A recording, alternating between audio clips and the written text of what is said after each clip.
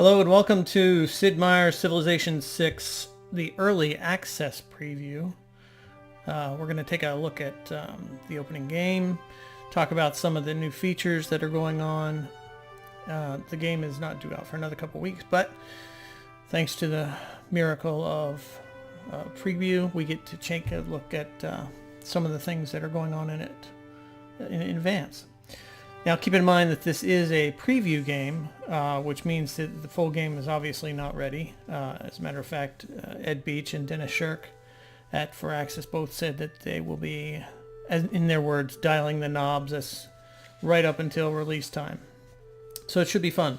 There's a lot of changes that they're looking to move into the Civilization franchise. Longtime fans will be excited, I think, about some of the changes, at least that I've heard about, and we'll find out how exciting they really are. And new players will actually be able to dive in fresh and without all the baggage of 25 years of Civilization, which will make for a different type of gameplay, I think. In this preview copy, there are only 10 leaders. There will be 20 in the full available game. There's only one game difficulty, and that's Prince, which is the let me show you. The game difficulty is only Prince. Now there are two different game speeds here, quick and standard. We'll go with standard. There's three types of maps: continents, which are two or more large land masses, the island plates, which are obviously more geared towards a naval type campaign, and the Pangea, which is one giant continent. We're going to go with the tiny map size just so we can get through some of the features. Obviously there are other map sizes. There will be 6 total in the full game, but in this copy, in the preview copy, you have tiny, which is 4 civilizations, standard, which is 8, and large, which is 10. Dual, small, and huge are also some of the map sizes. Dual is 2, tiny I think will probably be 6, and huge will probably be 12, maybe more. And the victory conditions are very similar to what we've had in the past: domination, religion, culture, and science. But how we get there is obviously going to be the true test. So let's go ahead and get started. I'm going to do a random leader just because I want to kind of just go into it blind. I don't want to pick something that I'm familiar with and something that from the first stirrings of life beneath water easy with, to the great beasts of the Stone Age, to man taking his first upright steps, you have come far. Now begins your greatest quest, from this early cradle of civilization on towards the stars. Mother Earth has many gifts for you, King Mbemba and Singa. Your people know the dense woods and rainforests as their homes and glide through them with ease. Great also are the gifts that come from travelers of distant lands. Keep an open mind, for the inspiration of the open world will let our people create art with power and majesty. So obviously you heard the new narrator. It's Sean Bean, actor Sean Bean, and the running joke when he was first announced was that Civilization 6 was going to die, because it seems like every character Sean Bean plays dies in the movie. So hopefully that's not the case, but very nice dulcet tones, very inviting, I think. We see some of the benefits and features from taking on Congo. You get the unique land unit, and then districts are something that's brand new to the game, and we'll get more into that as we go along. So here we go. We obviously start out with a settler and a warrior. The settler generally is in a good spot when he first starts. I've heard in previous campaigns where people like to walk around with their settler. I don't like doing that. I want to get started right into it as much as possible. There's some good territory around me at this point. I'm next to a river, which is also good. So we're going to go ahead and build our first city. And it gets me to allow me to choose production on that city. The early productions, monuments, scouts, warriors, slingers. Obviously, you can't get a settler yet. I'm going to go ahead and choose scout just because I want to find out more about what's the surrounding territory. Who's next to me? Where are my enemies? Where are my friends?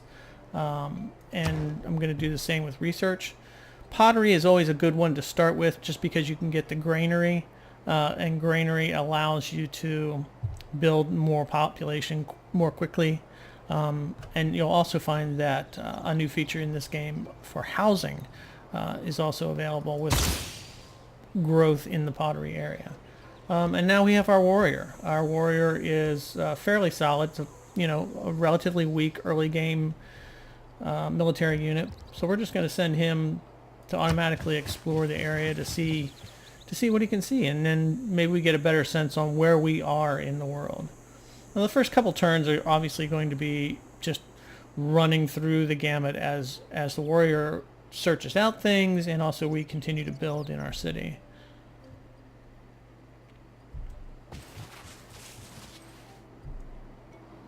The way the map unveils is also unique this year as well. It's as the fog of war is definitely different. You can see in the very top and a little bit on the right hand side where the areas are not quite as bright. Those are areas that we've seen, but we're not currently in visual contact with. So we get an idea of what's out there, but not specifically what is there at that time. So barbarians can show up there, enemy units can show up there, friendly units can show up there. And so it's a little more, it invites you to populate those areas with something at least, just so you get a better sense of what's around you at the time. Some of the new luxury tea, which would be great if we were playing England, or if we were playing America, when we can just dump it into a harbor or something like that. Our explorers have spotted another friendly tribal village. I suggest we send a scout to investigate. So the advisor will pop up, and I have the advisor set on new to civilization just so we can see what's going on with the advisors, how friendly they are, how informative they are. As soon as we get our scout, which we're currently building in our capital, we will send them up to the friendly tribal village.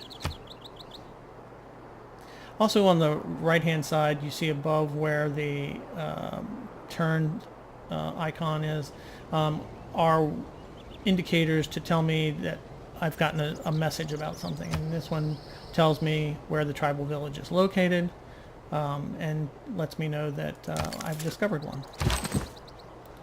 So warriors, during their automatic exploration, if they get too close to a tribal village, they stop. Scouts do the same thing in a similar fashion, where they'll automatically explore until they get to a particular point, and we'll see that probably later in the game as well. But this tells me that the warrior is not going to go into the village, so I need to move him around a little bit and give him an opportunity to go explore some more. Nope, still too close.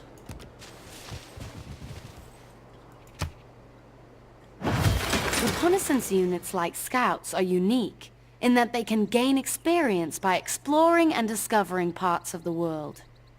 That's also new this year, to allow the scouts to actually gain experience for being scouts. In previous games, units got experience and benefits by combat. And it was a little difficult because the scouts themselves were not that powerful. However, they are a little more powerful in this version, but they do gain experience for going out and exploring. So we're going to send them up to the tribal village. And we're going to put our warrior back on automated exploration. And now we have to figure out what we're going to do with our next capital. Monuments are always good to start with. They're pretty basic. They give you a +2 on culture, which is always helpful. At this point, I don't feel compelled to go more with any of the other military units because they really haven't found anybody out there yet. And I feel fairly confident that there's no superpower lingering out there at this point. So we're going to go with a monument. And as you can see, we'll be building that monument in the city center. Now the city center is the main tile where the city was built and started. districts are city units or city areas that you can develop around that area, thus expanding out your city. It really does offer an opportunity to see how a city grows and expands just the city itself. Obviously, we have the territory around it, but now we're getting the opportunity to build out the city itself, and that's going to be something that's going to be fun, I think. So we're going to try the monument. We have discovered a city-state. Establishing diplomatic relations with them will surely be beneficial for our empire. Perhaps we should send them an envoy.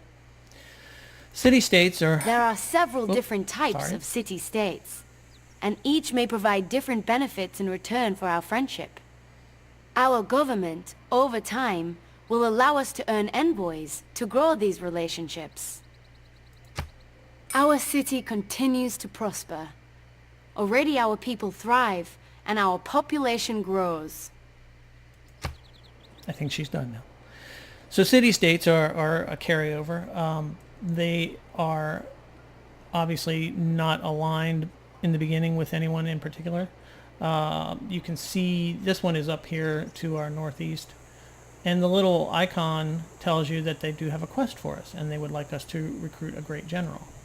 If we went to the city-states page, we can see that envoys are the new benefits to, or ways to get benefits from the city-states themselves.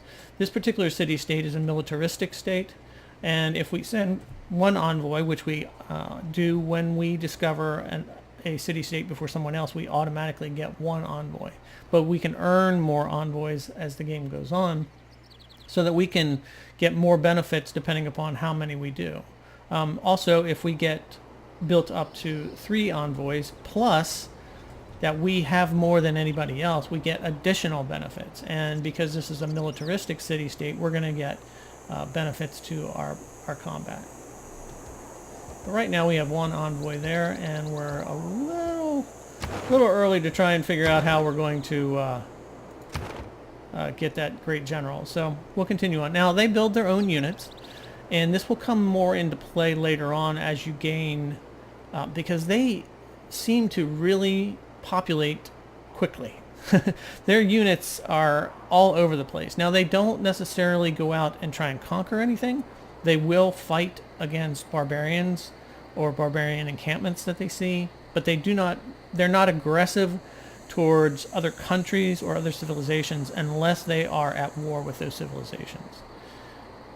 As you see over here, we get our indicators to let us know what the advisor's been talking about. So we see what they have, a warrior. We have a warrior, so I feel comfortable. We're just going to keep moving on. The exploration of the tribal village gave us 50, I believe it was 50 or 40 gold. So that's good. And we found another one over here. So let's send our boy over there. Could be a girl. I don't know. All I know is that there's a cute puppy. Looks like a German Shepherd, and that's always fun whenever there's dogs involved. Although it seems like now video games, everybody has a dog. So we'll see what happens.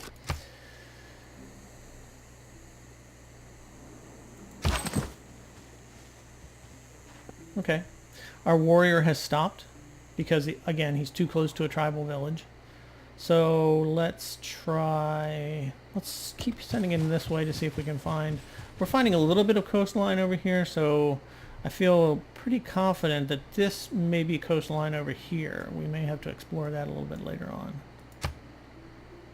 No man ever wetted clay and then left it, as if there would be bricks by chance and fortune.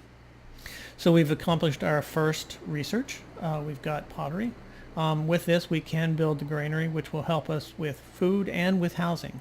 Both of those are important to growth of your city's population.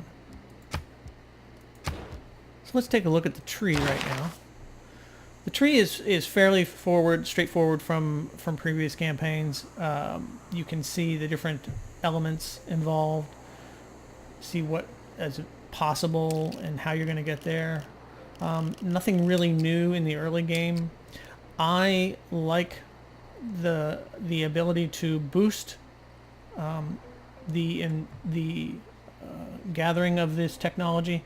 There are different, beyond the first three, obviously, that you can do different things in the game, like almost like little mini quests, to help you gain that particular technology a little bit faster. So, for example, for archery, if I wanted to boost that, to gain a little more knowledge, I could kill a unit with a slinger if I had a slinger available.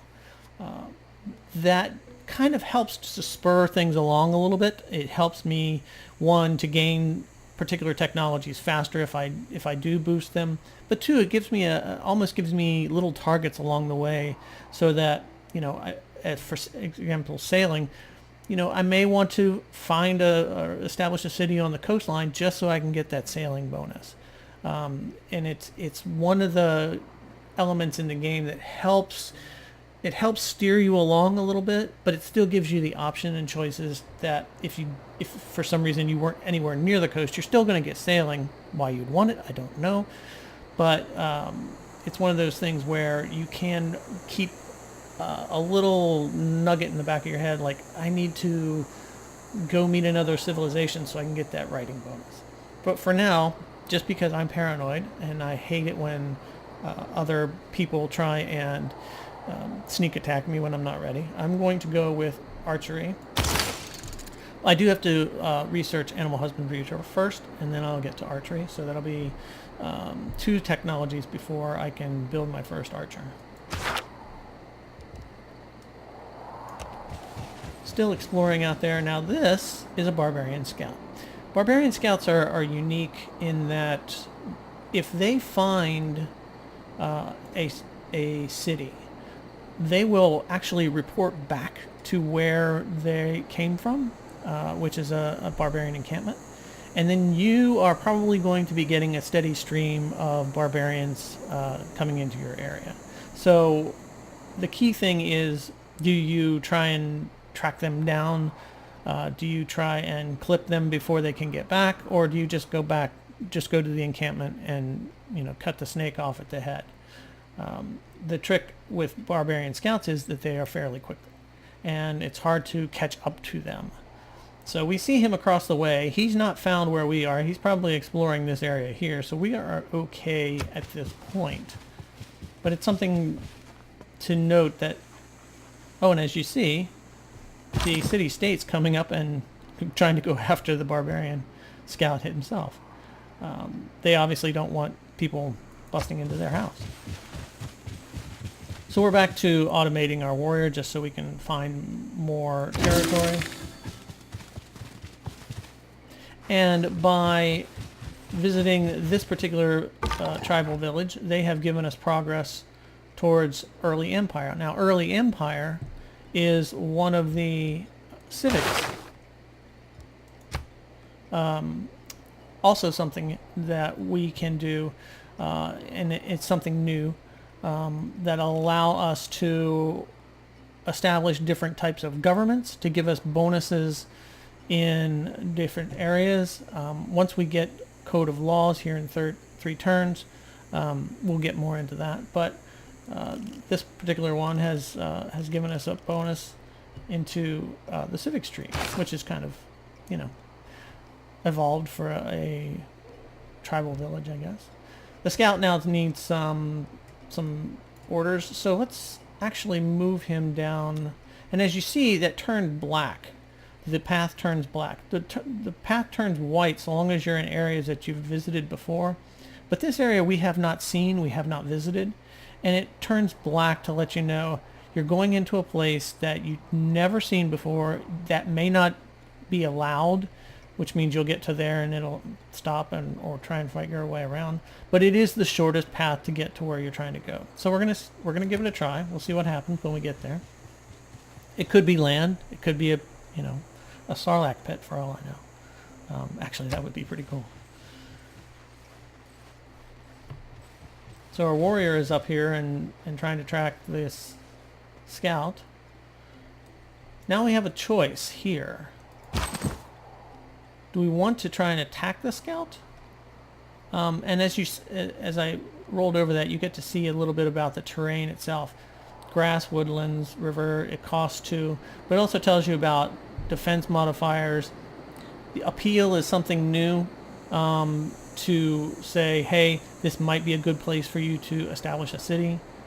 And also continents actually have names now, which is kind of cool. This is the continent of Nina. We're going to let him go, just because you're not really bothering me. Although, now it's telling me because I'm next to, and it's, as you can see, the exploration stopped because there is danger. The danger is the barbarian unit here. It does tell me as I scroll over that I have a minor victory chance, mainly because there's this river here is giving him a little bit of defense. Let's go ahead and give it a shot. What the heck? And you hear the dog barking an alarm. And we came out fairly even on that one, 26 to 27. Probably because the river was giving him some help on the defense. It would seem we have finally tracked the barbarian raiders plaguing these lands to their source. We must destroy the stronghold or risk future attacks. So we've found the home, although we really haven't. I think it's probably around here somewhere, since that guy came from there. But the advisor is telling us that it is close by. Now I want to try and defeat that river. It is best to use caution when moving close to enemy units. Doing so will often force the unit to be in the enemy's zone of control, restricting its movement. And that's something to keep in mind as well if you're trying to slow down the advance of an enemy unit, or trying to restrict where they go if you're trying to protect something. You can almost kind of like set up a little barrier. Now they can still go around you if they have enough movement points, but it does slow them down a bit because in D&D parlance, it's an attack of opportunity, but there really is no attack. However, I did cross the river just so that I can defeat that river defense for that unit. And here's another city-state. Enacting new policies in our government can be of great benefit. Our people await your decree. So now we get to choose our next civic. We've established... Just as our citizens have faith in your leadership, so they are beginning to have faith in a higher power. I think it is wise to cultivate this new way of thinking. Perhaps there is some benefit to be gained. And she's trying to get us involved into working on our religion. If there are no dogs in heaven, then when I die, I want to go where they went.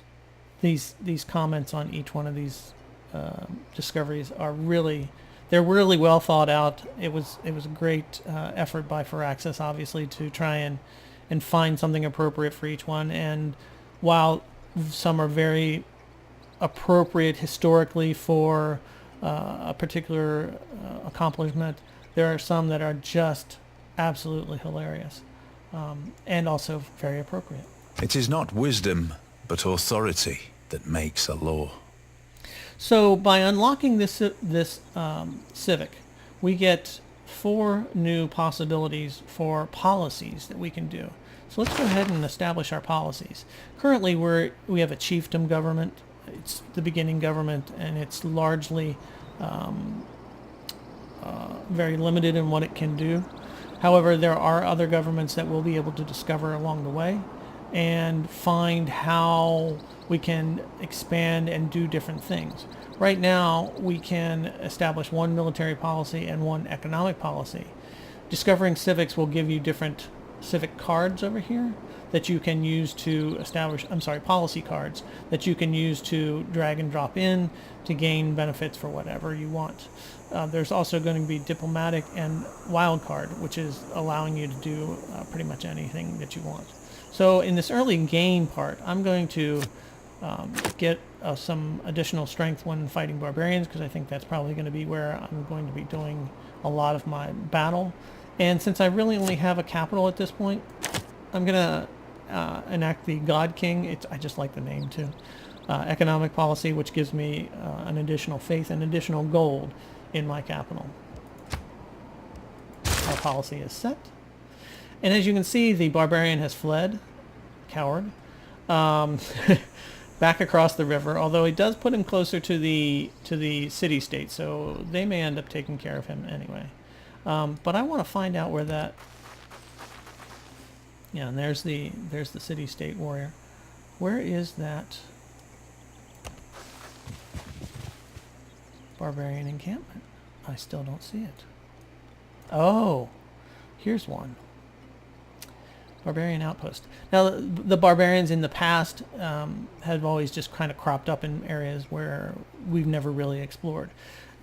Because we can see this, it means we've been there at least once, but because it's not directly colored in and has detail, we've abandoned that area. So barbarians will sometimes reappear in those areas. And it kind of, as I said before, it kind of forces you to populate those areas, at least with either a unit or establishing a city, so that you can have a better hold on the surroundings. Keep in mind that we're at 3440 BC, so there's going to be a lot of areas that's going to be unpopulated. We get to choose our next civic. We'll open the civic tree here, and we can see what's ahead of us. The craftsman will give us 2 more policies that we could do. Foreign trade is pretty good because that gives us a trader unit which we can exchange benefits and goods with other city-states and other civilizations. There are a couple new policies there. There's also a joint war effect that allows me to get enemies to, or get allies to help me if I decide to target another country. If I found a second continent, I'd get a boost here. If I improve 3 tiles, I'd get a boost here. I'm going to go for trade, just because I like the idea of interacting with my neighbors. And I do have 2 city-states to the north that I've already discovered, which will give me some benefit. Let's see what Jerusalem would really like. Jerusalem wants us to construct a campus. Campus is one of the new districts, educational districts, that we'll be able to establish around our city, so we'll keep that in mind as well.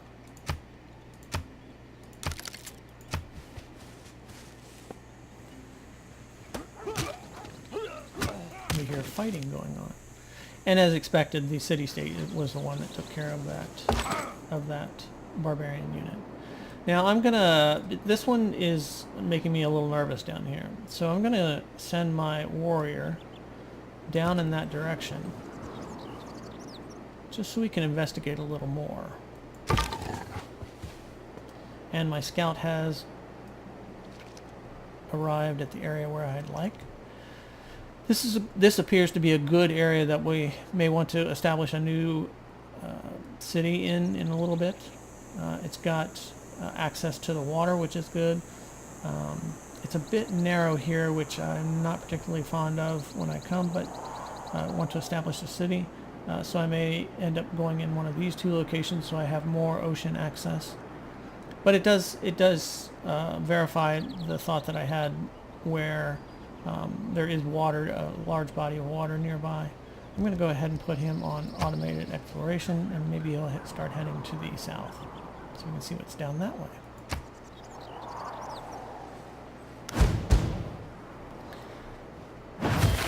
And as expected, that barbarian, I suspect that barbarian outpost is the one that sent this scout. So this, as you saw, the scout came in, saw we were there, and is now heading away. Scouts very rarely are aggressive unless they, for some reason, think that they can really kick your butt. A unit that has been beaten down a lot. You also get the notification that a barbarian has been spotted. If I had a military unit here, I might want to send him out, or if I had a ranged unit that might reach out there, I might want to attack. At this point, I'm just going to have to let him go. I'm working my other military unit down, but I will get the opportunity with the establishment of my completion of my unit there. This is maybe a glitch in the game, because it's telling me my scout was completed, but my scout was completed two builds ago. So this may be a little bit of a glitch in the game, and it's a preview game, so we may run into these kinds of things. You can, obviously, through production, get your districts and buildings and your units. You can also purchase some for not all units and not all buildings can be purchased, even if you have enough money, depending upon where you are. Faith is obviously allows you to purchase things when you build up your faith. Over here in the top left, science, culture, faith, gold, and how you're building your envoys. All of these, obviously, you want to try and keep in the plus. These aren't really growing that much, but you're getting some good we're gaining a lot of gold. We're gaining some faith, so that will be important to us later if we decide to go towards building a religion or go towards building a religious victory. I have 9 more turns before I can build this archer unit, so I'm going to ignore what the advisor said about the granary or the warrior and get a slinger, just because I want to have that ranged unit. I always like trying to keep a ranged unit in my cities at all times. Just the city itself does have defense, and there are ways to augment that later on in the game. Early in the game, it's not walled. There's no walls. There's no major garrison there. And I really don't like having people walk right up to my city with nothing there. So we're gonna put a slinger in there, or at least build one there, and watch that barbarian unit go away. Probably reporting back to his outpost. No, he's just kind of walking around up there. Okay. He already knows what he wants to do. So my warrior unit has now gotten to the barbarian outpost, and I see that there is a spearman in there. Now I'm already wounded a little bit, not bad. Units can heal up outside of the city wall or your city areas. The healing is obviously slower than if you did it inside, but I'm not going to attempt to... We have trained our first ranged unit, capable of hitting enemies from afar, while out of the range of hand-to-hand combat. And that's another reason why I like the ranged units, because they can attack and not get attacked in their turn. As I was saying about the warrior, I like how I don't want to attack a fortified location with a damaged unit. As you can see, I do have some advantages, but not anything that I would. If you look down in the lower right, you can see that the spearman is fortified. He has a defense, and because I am damaged, I actually lose strength because of that. I do have some advantages that will help me, and it is a minor victory. However, I want to be fully strength when I tackle this guy. So the slinger only has an attack range of 1, and it is definitely better in the range that he is in melee. So that unit, that scout unit, is a little out of my range, and I don't feel like going after him. I don't feel threatened by him, but I'm not going to go after him. So the reason I built the slinger is because once I do learn archery, and as we see here, maybe I should have rethought that. I wasn't thinking ahead. If I kill a unit with this slinger, this will boost my archery. So, and I can move and hit him in the same turn. Not likely I'm going to kill him in the first blow, but as you see, he takes damage, I don't. So we'll work on that. And now we have to build our next... Yeah, that's like 1 turn behind. That's interesting. It may, if that's something that you want to keep in mind, you just have to remember. We'll see how that plays out in the final version, but that appears to be 1 turn behind. So let's go with... I'm getting fairly large here, and I'll want to be able to take advantage of these resources eventually. Now I'm not particularly worried about my population at this point. Well, let's go ahead and build the granary anyway. It'll give me +1 and +2, and +1 for food, +2 in housing. It helps me to grow a little bit faster and increases my population abilities.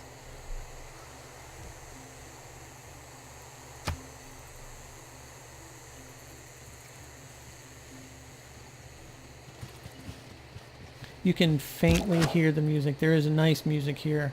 I've toned it down a little bit because for me, when I'm really trying to concentrate on playing this game, believe me, I like the Civ music. I have discs of it that I play often just as soothing background. But during this game, for some reason that music just grates on me, and so I turn it down. Your mileage may vary, but it's one of those things where if you were wondering where the music is, there is music. Maybe in the next videos, I'll start out and let you hear some more of that. So this, as I said, barbarian scouts are hard to track down, although he's kind of worked himself into a bad spot here. So we're going to see if we can pin him down a little bit, maybe get that kill and maybe get the bonus, although we're only 3 turns away, we may not need it. The number of faithful has grown, and it is time for us to define our beliefs. Let us choose a pantheon to worship. Now our growth, because of our faith choice in our policy, has helped us to choose a pantheon, has helped us to get to choose a pantheon. And pantheon is like the first step towards a religion. It's basically bonuses depending upon what's around you. Holy sites, there are bonuses for districts, there are bonuses for production depending upon where you are. There are bonuses for just about everything. It's just a matter of assessing what you want to do by what's kind of almost like what's around you. If you're in an area where you're surrounded by pastures, God of the Open World might be a great choice. If there's plenty of quarries around you, stone circles might be good. If you're the type to have a lot of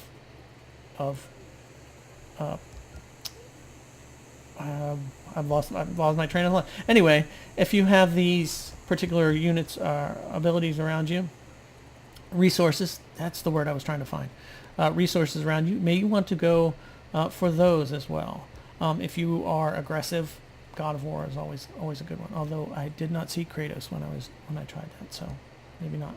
I'm going to go with fertility rights just because I want my cities to grow a little bit quicker, especially earlier in the game, and give me possibly an advantage in establishing a wider and more broad presence in the world. Obviously, by finding a pantheon, we've increased our progress towards mysticism. So that's always mysticism gets a boost.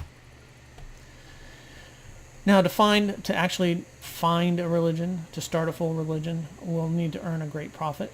And we'll work on that through here. And there's also different ways that you can do that as well. Now our warrior is fully healed. He's going to take a step down here. And we're going to, as you can see, the disadvantage for being injured has gone away. The spearman is still fortified, and I still have my +5 advantage because of my policy and the fact that warriors have +10 against units that are good against cavalry, because obviously they may not be good against controlling military. So we're going to take a whack at this. Probably going to take us a few turns. It's really, I found it's been very, very hard to try and one-shot an opponent unit. You're going to have to do a little work. You're going to have to whittle them down, and eventually you can defeat them. Our slinger has trapped, at least for this turn, the barbarian unit, although he was in an area that had a defense modifier of 6. So we may have been able to get him here, or not going to get him here. And he's probably going to try and flee away. So we'll see what happens there. Now our Scout has stopped automatically exploring because he's in danger. So let's go see where he's at. Oh, we found another outpost down here. Now that's attractive. As you can see, the Scout has no chance against this guy. So we're just gonna dutifully pull him away, and keep in mind that we need to go down here and eventually clear that one out as well. It's a charming area apparently, which may be why the barbarians got started down there. So I have another crack at this guy. I now am up to a major victory because of the odds.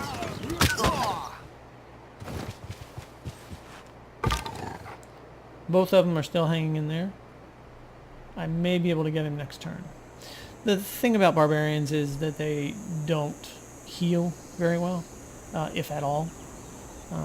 So I could, if I was not in a rush, I could just heal back up and then probably take him out in one turn next time.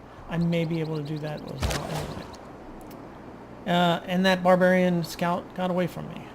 I'm going to start walking back this way. Oh, and there he is. I'm not going to be able to get... I have to cross the river, which I don't have enough movement to do. And so I'm just going to... We'll just head back to the city. This Scout is facing off against that Scout. It would be a minor thing. The enemy Scout has a little bit of an advantage because he's on a hill. Gives him, the high ground, per se. And the enemy Scout is not really a threat to me. So I'm just going to walk over here.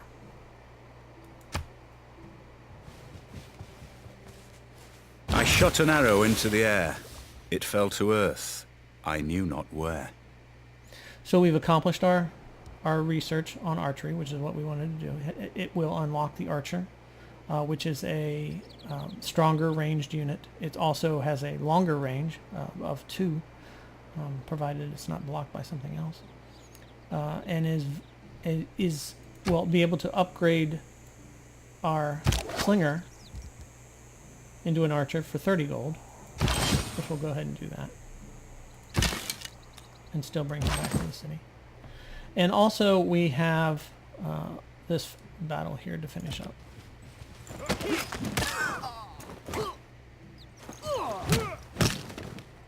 Well, that was rather brutal. So we've destroyed the spearmen. We've taken over the barbarian outpost. That gives us progress towards a military tradition. Our unit itself will, as you may have seen as it flashed over, will get a promotion. We have a new research that we can choose. Let's go ahead and do that. So I'm always a big fan of building wonders, and if I can find a technology that will allow me to build a wonder, that's probably where I'm going to end up. At this point I have 2 opportunities. I could go with irrigation and try and build the hanging gardens, which will increase the growth. Or I can go with astrology, and that will grant me my a free great profit. And keeping in mind that I do want to found that religion, I'm going to go with astrology. I can boost that if I find a natural wonder. They're all over the world, and they're some of them are actually very, very pretty,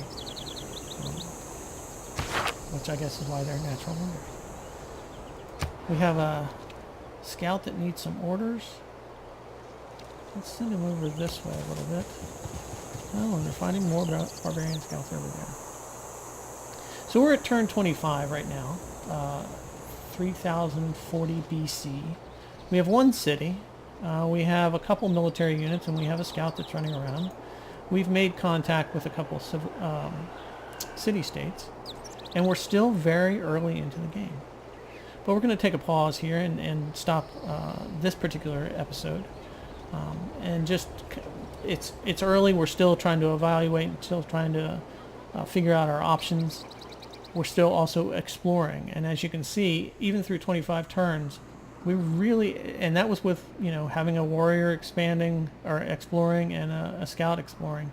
We really haven't seen a whole lot of it. And we also have not seen any other civilizations. But they're out there, and we'll find them. I hope you join me next time. Thank you.